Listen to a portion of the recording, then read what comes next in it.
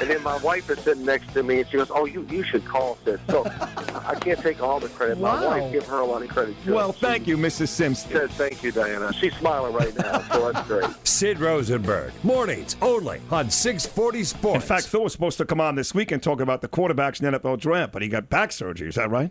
Yeah, back surgery. He said he's out for a little bit, but Maybe next week? Yep. Yeah. Phil Simms is always a very gracious guest. So we got all that going on, and Pedro's going to hop on here. I did listen to, as I do each and every day, Howard Stern yesterday. Did you hear the show? I don't know. I don't think I heard much yesterday. I like Louis C.K. He was on yesterday, and he's about to start another season on HBO, and I like Louis. You like Louis C.K.? You a fan of his? Yeah, he's cool. I thought he was really funny on Howard yesterday. So a couple of stories about doing a show with Bill de Blasio in New York City, the mayor. A couple of stories about him getting into a fight with Sarah Palin, and how awkward it was to see Sarah Palin at the 40th anniversary for the SNL show on NBC. He had some really funny stuff. I thought he was very, very good. One of the things he talked about was how on these shows like American Idol and AGT and The Voice, you get these young kids, and they're winking, and they're smiling, and they're doing all that during, like, performing Bridge Over Troubled Water, which is like the most depressing song in the history of music. And he's like, these kids have to understand, if you're going to sing a depressing song, like he mentioned the fact, what's the kid? The gay. Clay Aiken? Yes.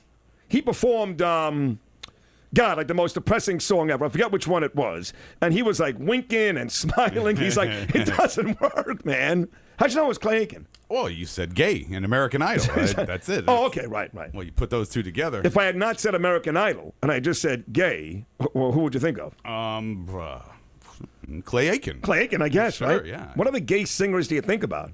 Well, I mean, wasn't Johnny Mathis gay? Elton John, right? Oh, Elton John's gay, yeah. Right.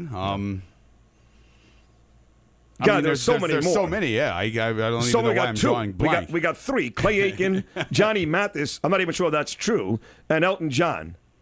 Anybody else, who are we missing? Who was it? Was it Engelbert Humperdinck? What? Never.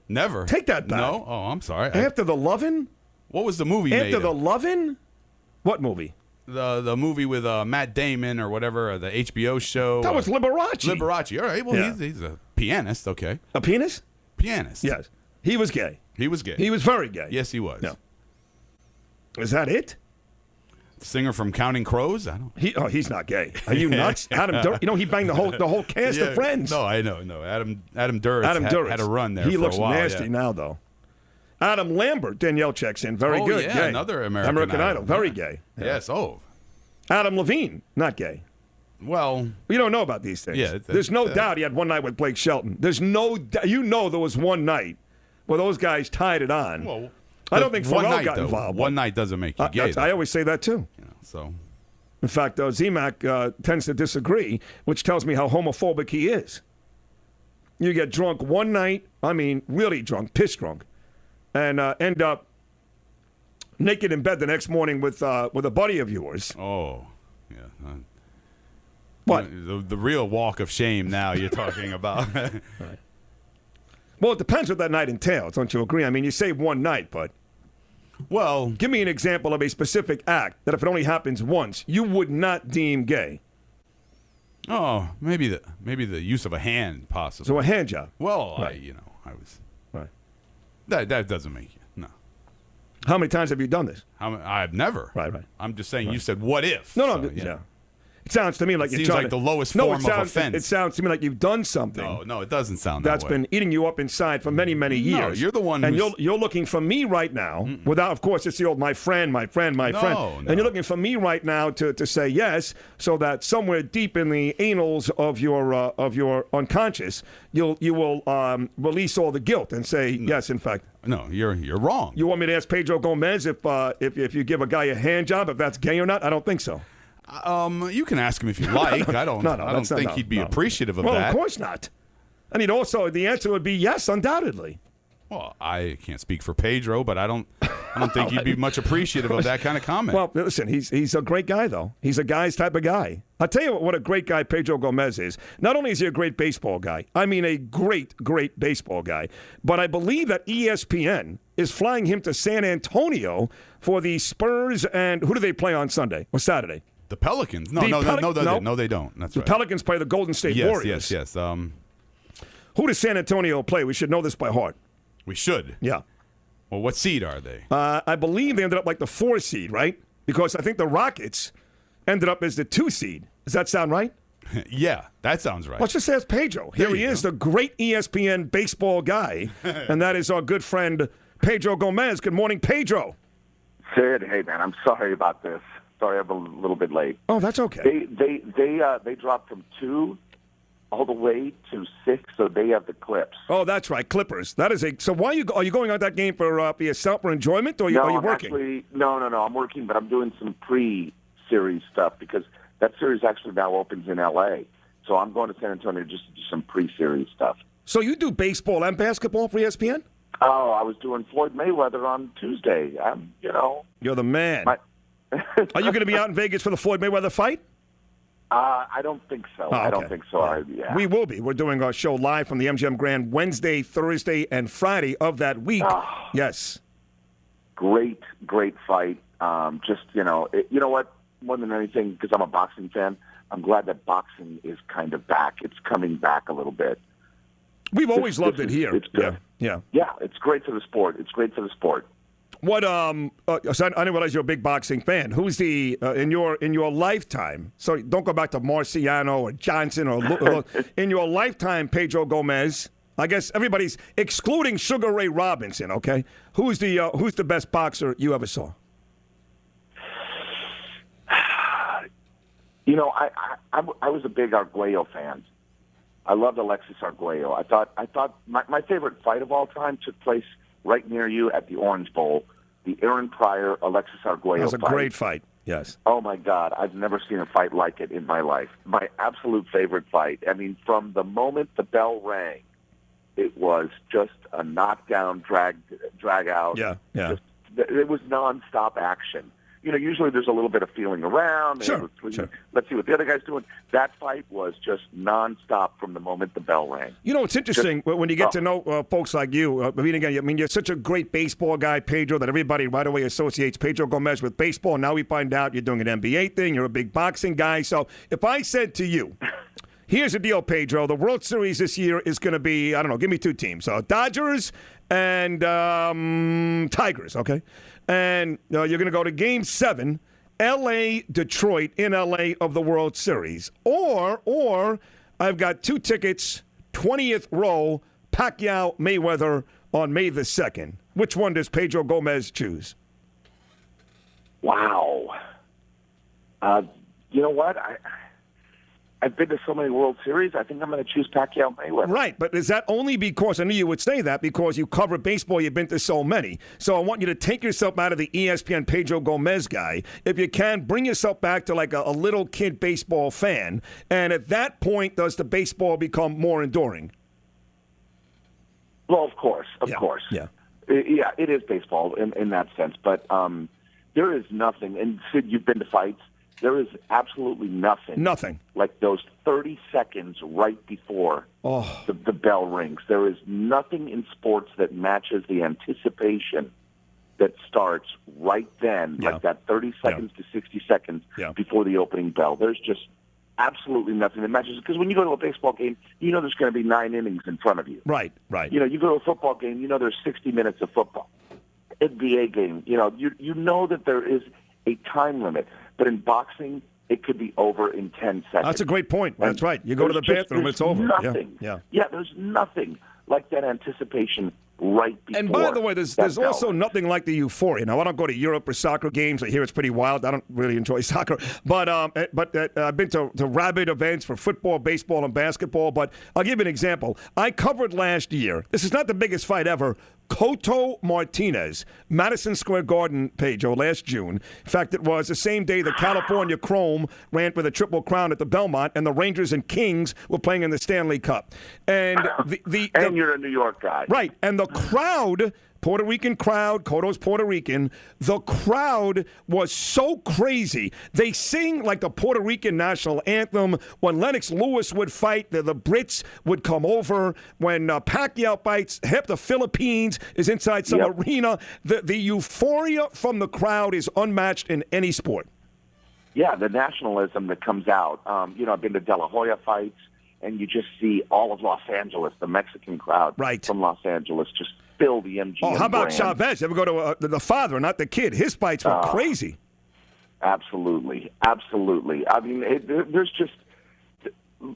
there's nothing that really matches it in sports in that true sense like that. And it's I mean, for anybody that I realize it's a barbaric sport, I realize all the negatives that come with it, but boy, when you attend a live boxing match, a big time live boxing match, there's just absolutely nothing like it. Could not agree more. All right, so I got to give you credit. Last year you came on, Pedro, and I saved the audio. You said the Royals were going to be there. You're the only guy, and you were right.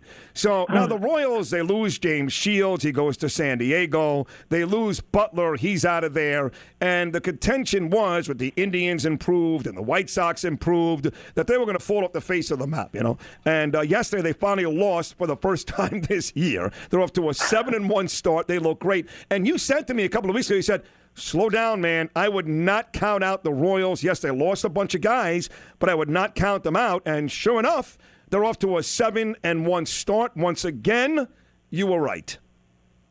Well, it's only a week and a half into the season, but what you look at when you see a ball club, and I look at this, I look at, were these guys all brought up together, so to speak? Did they all play minor league baseball together? Are they good baseball players?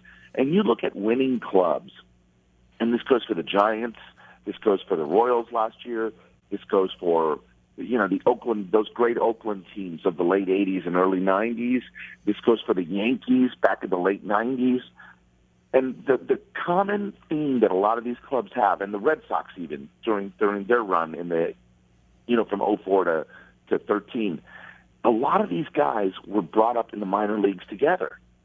And so, therefore, you throw a team together with free agency and trades like that, they can't get on each other. But when you've got a club like the Royals where Moustakas played at the minors with Hosmer and where Butler was maybe just a little bit ahead of them, but they all kind of played together and came up together. Yeah. Well, those guys can turn to each other in times of need and say, hey, man, get your head out of your rear and let's go. Yeah. Let's go. Yeah. That's a great point. There was a bond there. Well, you've nailed it again. There is. Yes, there's an absolute bond. So I think the Royals are going to stick around. But let me say this. A lot of people were discounting the Tigers. They're too old. Verlander's hurt. I said, well, hold on a second. You add Cespedes to Cabrera, Victor, and by the way, JD Martinez. You got David Price for the whole season. I know it's only a week and a half in. Don't want to get too carried away, but I don't think the Royals at 7-1 and or the Tigers at 8-1 is a fluke. I think Detroit is going to be really good. I don't quite share your enthusiasm for them for the entire season. You know why? I'll tell you why. You know why? Because you are discounting. Let me tell you what just happened here. The Yankees got fleeced. This shortstop the Yankees got to replace Derek Jeter, who can field but can't hit, he's okay. This Shane Green, I am telling you, he is that good. And he is going to be a part of that rotation. He's going to win 15 or 16 games this year. And he's going to be the key that nobody is talking about. Shane Green, that's going to make the Tigers really good. Okay, if he does, then I can't disagree with what you're saying. In the Central, I'm still going to go White Sox, Royals. Those are my two teams in the Central. And we'll see. When we get to September, we'll see. But I will say this about the Tigers. To me, there's a bigger key that they have this year that they did not have last year, and that's the kid at shortstop, Iglesias. When you talk to any pitcher who has played with Iglesias at short, and they love him because he makes every play, and he is a wizard. He's Ray Ordonez with the glove. Wow. That's high praise. He is a Ray Ordonez. Watch him day in, day out. Jose Iglesias is phenomenal with the glove, and that is something that, he missed all of last year with those shin splint injuries. There's a reason the Tigers traded for Iglesias with the Red Sox the year before. Yeah. This kid is literally, he is like a Ray Ordonez. Wow. He's a magician out there. Just keep your eye on him. Okay, I will. Now, the Yankees here, the Red Sox are off to a 6-3 start. We know they can hit. Question is, can they pitch? Well, they got a guy like Ramos, blah, blah, blah. The Orioles are good, too, and Toronto. Yankees are 3-6. But How about the start of Alex Rodriguez? Another long home run yesterday. Again, it's only 9 games, Pedro, but he's been quite a story early on, yes? He's going to be a story no matter what. not always positive, it could be negative, but he's going to be a story. And, hey, Rodriguez is still not that he's still a great baseball player, but at almost age 40, he's a guy that when he centers one up, it's going to go because he's so big and so strong and knows how to put a good swing on a ball. The problem is that when a lot of guys tend to be about 40, those don't happen nearly as often as they did earlier in their careers. Yeah. And so that's, for anybody that says, hey, he's got 2 home runs, yes, because if he does center one, it's going to go. And that's what happens with a lot of guys when they were 38, 39, 40, 41 years old that were really good home run hitters earlier in their career. The problem is that the body just doesn't respond all the time, especially over the course of 26 weeks. And that's why guys like Hank Aaron and Harmon Killebrew and Frank Robinson would end up with 13, 12, 11 home runs at age 40 when, in fact, they used to hit 40, a good 5, 6, 7 years earlier. So I don't know that everyone should get so happy with what he's done so far. But hey, he's playing. The Yankees don't have a better option right now, and that's why he's out there. I think we all know that there's still a lot of animosity between the Yankees and Rodriguez. Maybe it was because, he slapped a lawsuit on basically anybody who's ever worn a Yankee uniform at one point and then, started dismissing them. But, he's going to center up every once in a while, and then the ball will go. Talking to the great Pedro Gomez, if you look in the standings today, again, very early here, we make that point a couple of times. The Cubs are atop the NL Central. They're at 5-3, a half a game better than St. Louis, and lots of folks thought this was the year for the Cubbies, right? Theo, and they brought in Madden, and they brought in Lester. Yet, ironically, 2 starts in, one against St. Louis and one against Cincinnati. John Lester has not been very good. In fact, your colleague, Buster Olney, wrote something this week on ESPN.com saying there is something wrong with John Lester. What are your thoughts there? Well, he doesn't look the same right now. He does not. Kind of like Tanaka, right? Same thing with the Yankees. Tanaka, same thing. Yeah, I don't think there's necessarily anything wrong with his elbow, which I think Tanaka probably does have some elbow issues right now. But Lester, I think, is more psychological. And I think the whole thing about throwing to first base has kind of gotten in his head. And the fact that it's out there now, he went... God, I think it was 400 and something innings before he threw a ball over to first to try to hold a runner. Wow. And now that it's out there publicly, every runner knows that they all knew it because advanced scouting is such a science. Everybody knew you can run on Lester. And as a left-handed pitcher, but when the public knows it, it's kind of like when the stock market or something, when the public finds out, then it's too late. Right. It's before. When nobody knows about something, right, that's when all the money is to be made. Sure. And when the general public didn't really know about Lester's issues, it wasn't an issue. But when the general public finds out, it's everywhere. Everywhere. And now all of a sudden, and Lester's an introspective guy. He understands that part. He's not just a thrower out there. He's a guy who uses his mind. So now all of a sudden, this is clouding his mind because he's hearing it all the time. And I think that's an issue. And that's where, Theo said this week, we're going to work on this. There's some things that we have to work on. And again, it's when the public finds out, it's too late. Let me go to the NL West on the way out here. As always, Pedro Gomez, great job. Really, it's so much fun having you on the program. The Padres off to a good start here. They won their second straight, beat Arizona last night. They're 6-4, no surprise. The Dodgers off to a very good start. They've won 4 straight, 6-3. They just swept Seattle, no surprise. But there is a team atop the NL West early on at 7-2. They just swept the Giants, and it may be a surprise or not. You tell me just how good or not are the Colorado Rockies. Well, over the course of 162, they're going to have trouble trying to stay with teams like the Dodgers and the Padres whose payroll is so high. Only because those teams can pitch. The Rockies can mash the damn baseball. They can mash it. They can, but I'll tell you this. The Rockies have something that they did over the winter that is it flew under the radar. But they hired Steve Foster as their pitching coach. They put Darren Holmes as their bullpen coach, the old relief pitcher, Darren Holmes. And during spring training, I went out to talk to a lot of the Rockies and talk to the pitchers. This is something that, again, is flying under the radar, but these guys have made an immediate impact with that pitching staff. And a lot of it, of course, is psychological, but you get to a level where at the major leagues, really the level of talent between the best and the worst pitchers in all of baseball is not that great. A lot of it is mental at that point. And Foster, from day one, over the winter, has really started to transform the mentality of the Rockies pitchers, and that matters. Believe it or not, that matters. And that's why right now the Rockies bullpen is so phenomenal. They don't even have Jorge De La Rosa yet, right. He has yet to make his first start. He's scheduled for Monday because he's had a groin issue, and he's one of the best pitchers in the game.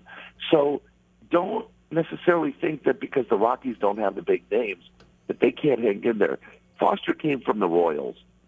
He was a roving minor league guy with the Royals. The Royals absolutely gave him a huge credit.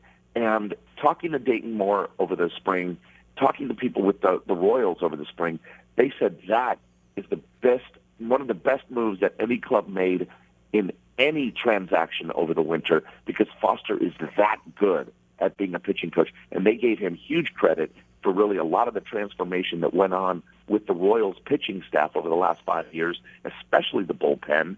And bullpens win. Yep. Bullpens win. No doubt. Hey, who do you like, Spurs or Clippers? You're going to start to cover that series for ESPN, Spurs or Clips. And a lot of people think the Spurs, despite Golden State winning 140 games this regular season, that the reigning champs are going to win the West. Your thoughts there?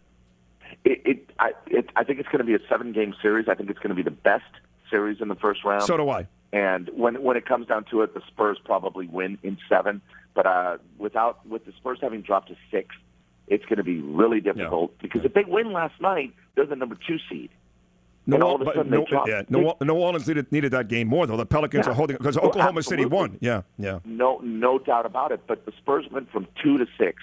Now all of a sudden you're looking at road games the entire playoffs. I think they're good enough to win the first round, but it probably stops after that. And also, if you change your mind, Pedro, if ESPN changes their mind, and you do, in fact, find yourself out in Vegas the week of the Pacquiao-Mayweather fight. Oh, I'll see you. I'll find you. Absolutely. I'd love to have some dinner with you. And I'll get in touch with Steve. I'll get in touch with Steve, and I'll find you. That'd be great. Well, listen, as always, you're wonderful. You're brilliant. We love having you on the show, and thank you. Sid, my pleasure. Take care. That's the great Pedro Gomez, ESPN. And there's nothing he can't talk about. Baseball, boxing, basketball, you name it. A little baseball talk for you. We got more to come. Coming up, in about 22 minutes. She is and always has been my favorite anchor on SportsCenter. Talking Rangers, Penguins, David Wright, the New York Mets, all that stuff. The Marlins Mets start a big 4-game series up in Queens today. The lovely Linda Cohn will be here. We'll do Yankee baseball with Mark Feinstein coming up at 9:30, and maybe one more NBA guest as well. 888-640-9385. So Lionel was really good. We had Bob Ryan in Boston. Aaron Hernandez guilty of murder. Tsarnev about to be sentenced. That was really good. And then we just did Pedro Gomez. The hits keep coming on a Thursday on the Sid Rosenberg Show.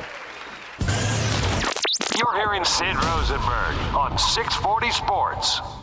The state made their case without an apparent motive, without the recovery of a murder weapon. They had the surveillance footage. They had his personal behavior, painting the character. They had Cheyenne Jenkins and her testimony. And when you look at that, you have to wonder how credible that was. What to do with that box, what was in the box, where did she put it? She said she didn't know. And, when you're talking about without a witness, they didn't have any witness. Their motive, not that the prosecution needed one, but the motive they put out there was a rather flimsy one, that Odin Lloyd had done something to Aaron Hernandez 6 months prior, and that Hernandez had stewed about it and then went ahead and killed him because of that. It was a weak motive. As we say, they had no murder weapon. There were gaps in this case, and so they had to convince that jury. And there were problems. His fiancée, that testimony about I received a call from him and I took a box out and I never looked at it and I dumped the box and I don't know where it was. That credibility was out there. A huge credibility issue, and yet She admitted to meeting a co-conspirator, Wallace, at 1 o'clock in the morning, put the baby in the back of the car, drove out to someplace and met him, went to an ATM twice at Hernandez's request and paid $1,000 in money to him, and he was later found in Florida. So there were issues there, but still, there was no motive, no witness, and no weapon. We saw Aaron Hernandez, at one time a star tight end in the National Football League, being cuffed and shackled at the very moment the judge was thanking the jury, which convicted him into a seventh-day deliberation, 1 hour into that seventh-day deliberation of first-degree murder.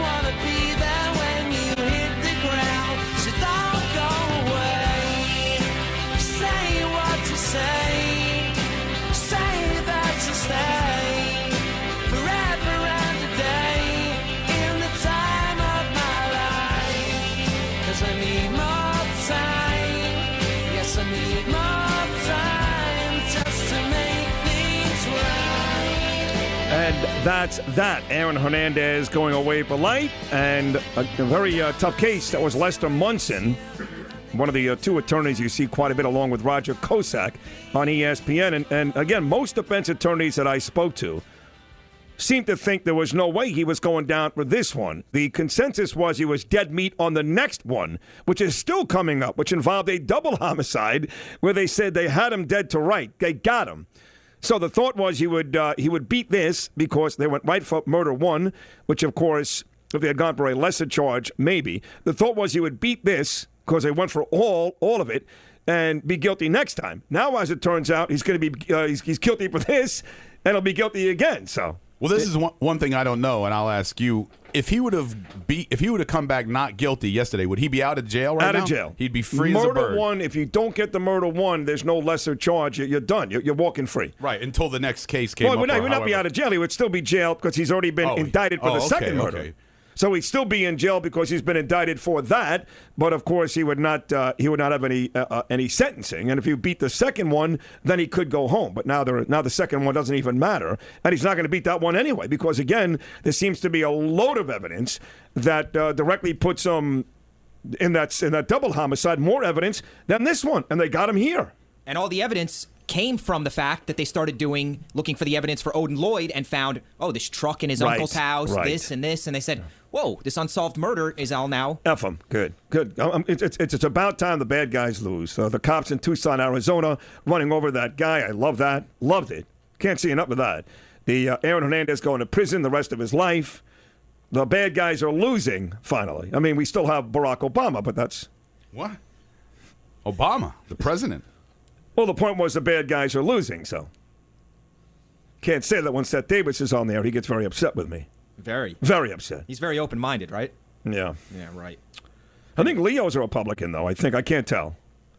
What's his last name? Steinberg? I don't know as of yet. What's this guy's last name at PBB, our new boss? I like him. Kind of like. Well, I don't like. I'm not going to admit I like him because then he'll take advantage of me. But he's kind of growing on me. What's his last name? Steinberg or Baldwin? Weinberg? What? It's not Baldwin. Stop with the Baldwin. No, it's not. It's not Baldwin. Is it really? Is it? No, it's like Weinberg or Weisberg. That's what I thought. It's not Baldwin. Where'd you get Baldwin from? And you're like, you don't listen. I keep telling you it's not Baldwin. You're like, no, it's Baldwin. It's like Weisberg. Why don't you ask him? I'm not going to ask the guy what his last name is. That's. Or check your email. Why do you, I don't have. Check your. Why are you so convinced it's Baldwin? Anyway. Because that's the name that comes up when he sends an email out. How do you know that's him? Maybe there's another Leo. Now, that's possible, but I was under the impression that it was him since he sent out an email with the... I just put in Palm Beach Broadcasting, Leo, and this first article comes up. Leo Baldwin named operations manager at Palm Beach Broadcasting. Oh, that is him, I guess. Okay. Why didn't you believe me? Like, why? I don't lie to you. And it has Elizabeth Hammer here. That's worthy of a story, Leo Baldwin? What paper was that? Of course it is. The middle school. There's a middle school somewhere in Brevard. Well, anyway, he doesn't. He likes the show, and he doesn't complain about stuff. So, not that it would matter, but he must be a Republican. Because some of these folks, when you say something about Barack Obama or John Kerry or one of these doofuses, they get very, very upset. And he hasn't had a negative reply to your he really has not Obama bashing? No. Now, tomorrow at the meeting, of course, there'll be some, do us a favor, don't do this. Well, it's going to be a very, very interesting meeting tomorrow. That we're all looking forward to, yeah. I'm not looking forward to it. Oh, really? No. Oh. It ruined my whole day. To be honest. It's a Friday. We got the weekend. Are we going anywhere good for lunch? First of all, now I got to move my gym. Everybody knows at noon I'm going to Busybody, John Larkin, Katie Bartlett, the whole crew. Now I got to move that and hope to God that Katie now has like a late afternoon workout for me because I'm going for, my birthday is Sunday. And tomorrow night, my cousin Linda is taking me and Danielle and the kids over to my favorite Greek restaurant over there in Royal Palm in East Boca, Astia. So now I got to get a late afternoon gym workout in because I got to go to Palm Beach. It ruined my whole day. What do you mean? I'm looking forward to it. That doesn't ruin anything. If I don't get the gym in, I swear to God, my day is ruined. Yeah, I but swear you'll get it in. You'll get it in. I'm not sure I will. Postpone dinner at 30 minutes. Not sure I will. And then I have to say hello to a bunch of people. Now, I like Hammer, and I like Leo, and I love Andrea. You know that. And who else do we like? I don't know Dean from I couldn't pick him out of a lineup, and a bunch of other people that I like. That lady Faye, she was nice. Faye was great. Yeah, there was another lady here who was pretty cool too with Faye. They were all nice. Everyone very nice. Yeah. So I expect everyone in the building to be the same way. Nah, it should be a great day. I don't think so. They seem like one big happy family. It's got to be phony. It's got to be very, very phony. They all seem to get along. The email chains, they have these great team building kind of activities, like the picnic tomorrow. There's a lot of trust exercises today, I was told. Trust? Yeah, like trust. Well, I guess when you try to balance an egg on a spoon, that's a bit of a trust exercise. I replied to Leo, I said, I don't trust anybody, so. And he said, spoken like a true radio vet. But a lot of it's got to be phony. You know that there's going to be people tomorrow that will say hello to you and or I who have never heard this show, don't care about us, probably don't even like us. And they're going to be like, oh, my God, it's so great to meet you. I've heard so much about you. My uncle, he's dead now, but he loved you on Imus. Well, that's nice, It's going to be a lie, though. Well, who cares? Well, I care. I have no time for this. So you'd rather them say nothing at all, just leave you alone. Here's what I want. I want to get an email from Elizabeth Hammer in the next 30 minutes that says, we're doubling your salary. We're signing into a 5-year deal. Dean loves you. I love you. You're the future of Palm Beach Broadcasting, and we'll see you in 60 days. That's what I want. The rest of this circle jerk and show you around, I don't need that. I just need that. I don't need it. It builds unity. It's a team building. I don't want unity. I want cash. I say the same thing over and over. I don't want unity. I want money. I want to go to bed at night and not worry about what bill's getting paid, what bill's not getting paid, and all that nonsense. I want unity. I don't want friends. I got enough friends. I got 2. 2 friends is a lot. Believe me, I got 2 kids. I got a wife who I adore. I got no time for friends, picnics, and nonsense. I don't got time for it. I got to watch sports. I got to watch politics. I got to text Z-Mac. I don't got time for friends. I got to walk the dog. These aren't friends. These are coworkers. I don't want coworkers. What do you mean you don't want coworkers? I don't want anybody. I want to be left alone. I want you to just listen to the show, love the show, and pay me. That's it. That's all I want. I like these company events. We haven't had anything like this in 3 years. Go. Yeah, we all got to go, though. No, I can't just show up for the show. Yes, we're not going to do this again. Yes. Because I'm not going. All right, fine. I'll play the trust games with Leo. And Are you really going to go today? Are you going to go today? I might. Oh, God, you're not going. You're only going to go if you grow up in his home so you can get a blowjob on the way up there. Have they mentioned where we're going for lunch tomorrow? You keep bringing up lunch. No one said a word to me. That's like the 4th time. I thought they said come up for lunch. I heard lunch. I never heard You never. lunch. I think it was in your text. I think. No. What they said was, come up for lunch and we'll show you around. I mean, there's no lunch? Well, there may be lunch. I don't know. But I was told to come up. We'll show you around. And they want to talk about the show, the future of the show, which is good anytime they involve future. Because most places they talked about the past of the show. But there was never a mention of any food. Now, maybe they've got a spread on a Friday. I don't know. I like lunch. I understand. I like lunch, too. Eat. He just likes to eat in general. Protein. If you want, I can make sure there's a lunch. And even a nice one, but I don't really want to go for lunch because that's another hour and a half. Well, that is true. It is a longer. I want to get out of there. I want to leave already. I'm not even on the way there. Could I eat lunch while we talk? I don't care where you eat. I don't care what you eat, where you eat, what you do. It doesn't matter to me, and it doesn't matter to them because you're only coming along because they know I need a lift. This is all about me. And you guys, to a certain extent, are an extension of me, so you're invited, but they don't really care. Not about you guys. I hate to sound like a dick. Wait, what? No. I was under the impression they did. No, they don't care. I thought they wanted to speak to all of us and get our opinions. Sure. And so the next time XM see Sirius, what we like. The next time XM Sirius needs to sit down with Howard. In his stead, Gary Delabate and Fred Norris will show up, and Howard won't be there. That's why we should all be there today for the picnic. That goes back to my original point. Oh, shut up with the picnic already. Shut up. God. Because you're not even being sarcastic about this. This was the first thing you said to me at 10 after 5 in the morning yesterday. Yeah, it was like, because we've been here for how long, and what's been going on? I'm happy about that. I don't want to hang out with everybody, with anybody. I don't want to. I really don't. I swear to God, I'm not saying that just to be a curmudgeon. No, I know. Or, Imus. I really don't. I don't have any time. I have no time. And the Mets are on. I got to watch the Mets. And the Rangers are on. I got to watch the Rangers. And now the NBA playoffs are on. The Nets and the Hawks. And I got kids, and I got tennis, and I got swim, and I got homework to do, and I got to go to the gym, and I'm tired. Well, that's why they put it at noon, because the Ranger game's at 7. What? The picnic's at noon, because the Rangers play at 7.